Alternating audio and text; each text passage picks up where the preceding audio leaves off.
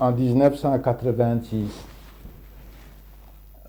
Jusque-là, le Congolais et en général, et Mobutu en particulier, était vraiment axé sur la Belgique. On n'entendait pas de critiques.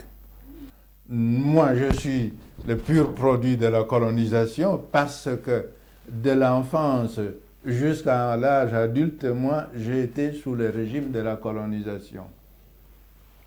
J'avais fait toute ma formation sous le régime colonial, de l'école primaire jusqu'en 1960 à Louvain, quand j'ai terminé mes études. Et je suis rentré donc au pays, au Congo. Tout de suite, on m'a demandé de m'occuper de l'enseignement catholique du pays.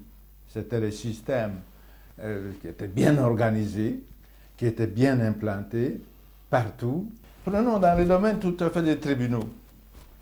Mon père était chef coutumier, du côté de mon père. Du côté de ma mère, on était plutôt juge et avocat de village. Bon, on plaidait le cause. Quand on perdait, on allait, pour ne pas employer un terme, les termes ne sont pas les mêmes, on interjetait appel. Non. Et un jour, je l'ai écrit d'ailleurs, on avait été dans un village voisin où mon oncle devait plaider une cause. Bon. Et en revenant, la nuit est tombée, on était surpris par la nuit, et on marchait, les hommes les plus forts devant et derrière, et les enfants, et les plus, donc au milieu. Donc, dans tous ces domaines, il y avait une éducation qui était donnée.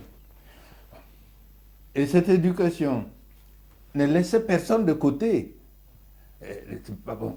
Il y avait, à cette période, le clan devait s'occuper de l'éducation de l'enfant. Aucun enfant, aucune classe. Il n'y avait pas de catégorie, de classe sociale. On recevait la même éducation. Donc, quand la Belgique est arrivée, il y a une chose énorme, une chose extraordinaire. Le rôle de la Belgique, c'est d'avoir ouvert au peuple, jusque-là, en dehors de tout le courant mondial, et la colonisation a eu comme mérite d'ouvrir un peuple jusque-là à l'écart à la dimension internationale et mondiale. Ça, on l'oublie pas.